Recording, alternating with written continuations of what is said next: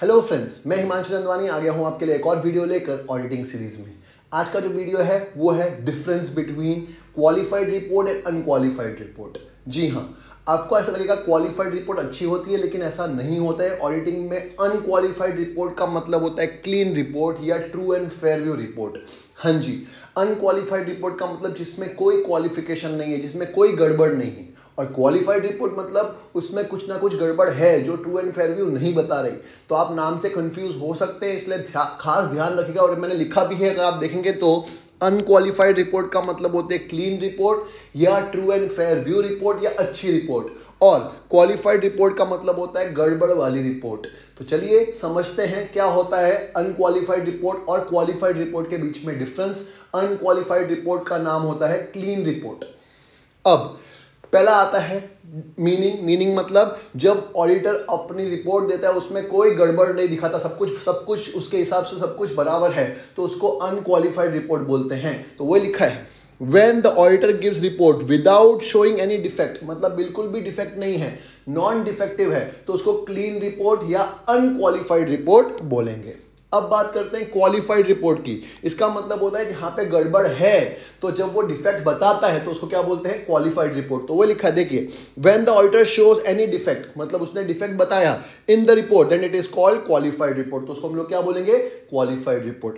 अब बात करते हैं सेकेंड पॉइंट, सर्कमस्टेंसेस। कब हम लोग अनक्वालिफाइड, दैट इज ऑडिटर कब अनक्वालिफाइड रिपोर्ट या क्लीन रिपोर्ट देगा, जब सब कुछ सही होगा, जब profit and loss account true and fair view बता रहा है प्रॉफिट्स का, बैलेंस शीट बता रहा है true and fair view business के अफेयर्स का, जब सारे के सारे books of accounts companies account के हिसाब से, रिक्वायरमेंट के हिसाब से, लॉ के रिक्वायरमेंट के हिसाब से बनाए गए हैं, तो हम लोग क्लीन रिपोर्ट, मतलब ऑडिटर क्लीन रिपोर्ट देगा। वो लिखा है clean report is given in the following circumstances. पहला, when balance sheet is showing true and fair view of the affairs, मतलब जो बिजनेस के अफेयर्स है उसका ट्रू एंड फेयर व्यू बता रहा है कौन, बैलेंस शीट।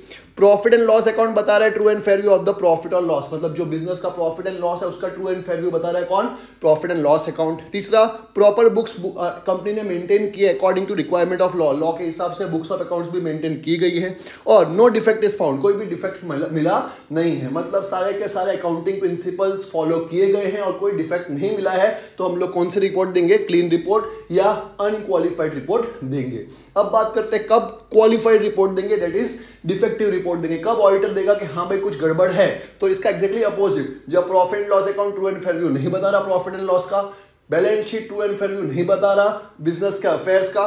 तीसरा, generally accepted accounting principles follow नहीं किए गए हैं, जो books of accounts company law बोलती है या लॉ बोलता है उसके हिसाब से कंपनी ने फॉलो नहीं किया है। वो लिखा है, देखिए ध्यान से, where the examination could not be carried out according to accepted principles, जो ऑडिटर एग्जामिनेशन कर रहा था तो वो अकाउंटिंग प्रिंसिपल्स के हिसाब से नहीं बनाए थे बुक्स ऑफ अकाउंट्स, किसने, कंपनी ने, तो वो कौन सी रिपोर्ट देगा, क्वालिफाइड रिपोर्ट देगा या डिफेक्टिव रिपोर्ट देगा। दूसरा, financial statements are not prepared according to accounting principles, वही balance sheet, profit and loss account, financial accounts जो भी है अकाउंटिंग प्रिंसिपल्स के हिसाब से नहीं बनाए गए हैं। तीसरा, books are not kept according to companies act के हिसाब से बुक्स ऑफ अकाउंट्स को फॉर्म नहीं किया कंपनी ने।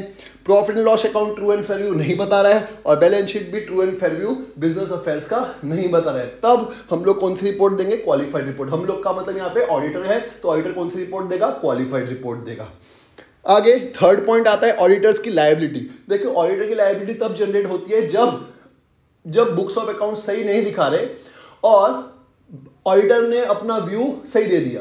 पर अगर बुक्स ऑफ अकाउंट्स एकदम सही बता रहे हैं और ऑडिटर भी वही व्यू दे रहा है कि हाँ सब कुछ बराबर है, तो ऑडिटर की लायबिलिटी जनरेट होती ही नहीं है। तो क्लीन रिपोर्ट में ऑडिटर की लायबिलिटी जनरेट नहीं होती। वो लिखा हुआ है, ऑडिटर की liability does not arise, auditor की लायबिलिटी अराइज नहीं होती एक्सेप्ट मतलब कोई एक्सेप्शन है, ऑफ कोर्स। एक्सेप्ट क्या है कि जब बुक्स ऑफ अकाउंट्स खराब थी लेकिन फिर भी ऑडिटर ने क्लीन रिपोर्ट दे दी, तो ऑफ कोर्स उसकी लायबिलिटी जनरेट होगी। तो वो लिखा है, auditors liability does not arise in clean report except when he does not exercise reasonable care and skills in examining the, मतलब उसको अपने रीजनेबल स्किल्स के साथ ही काम करना, लेकिन उसने अपने रीजनेबल केयर एंड स्किल्स के साथ काम नहीं किया और ऐसे क्लीन रिपोर्ट दे दिया, तो उसकी लायबिलिटी जनरेट होती है। अदरवाइज कभी भी जनरेट नहीं होती उसकी लायबिलिटी अगर क्लीन रिपोर्ट है तो। क्वालिफाइड रिपोर्ट में ऑडिटर का काम है कि अगर कुछ भी गड़बड़ है तो वो बोल्ड लेटर्स में बताए, बोल्डली बता दे कि ये गड़बड़ है, लेकिन वो अगर गड़बड़ नहीं बताता है, मतलब गड़बड़ होते हुए भी अगर वो गड़बड़ छुपा रहा है, तो उसकी लायबिलिटी जरूर जनरेट होती है। तो वो लिखा है, the auditor should boldly and clearly specify the defect. उसको बोल्डली और क्लियरली स्पेसिफाई करना जरूरी है क्या डिफेक्ट है in is qualified report, and if he fails to do so, अगर नहीं बताता है मतलब वो उसने डिफेक्ट नहीं बताए तो उसके खिलाफ लायबिलिटी जनरेट होगी ब्रीच ऑफ ड्यूटी की, कि हाँ भाई उसकी ड्यूटी थी कि जो भी गड़बड़ है उसको डिस्क्लोज करे, लेकिन उसने डिस्क्लोज नहीं किया तो ऑफकोर्स उसकी लायबिलिटी जनरेट होती है। Next point, directors explanation. Director को सफाई देने की जरूरत होती है या नहीं देती? जब सब कुछ बराबर है तो डायरेक्टर किस बात की सफाई देगा? इसलिए क्लीन रिपोर्ट में कभी भी डायरेक्टर एक्सप्लेनेशन नहीं देता। तो वो लिखा हुआ है director don't have to give explanation in clean report. Director को सफाई में एक्सप्लेनेशन देने की जरूरत नहीं है जब सब कुछ सही है तो। लेकिन अगर खराब रिपोर्ट आई है, क्वालिफाइड रिपोर्ट आई है, डिफेक्टिव रिपोर्ट आई है, तब उसको अपनी सफाई में एक्सप्लेनेशन देना पड़ता है। तो वो लिखा हुआ है directors are bound to give explanation to the queries raised by auditors in the qualified report. मतलब क्वालिफाइड रिपोर्ट में जो जो क्वेरीज पूछी गई ऑडिटर ने या किसी पर्सन ने भी, तो उसके खिलाफ एक्सप्लेनेशन देना पड़ेगा किसको? डायरेक्टर्स को। और लास्ट पॉइंट, इंप्रेशन।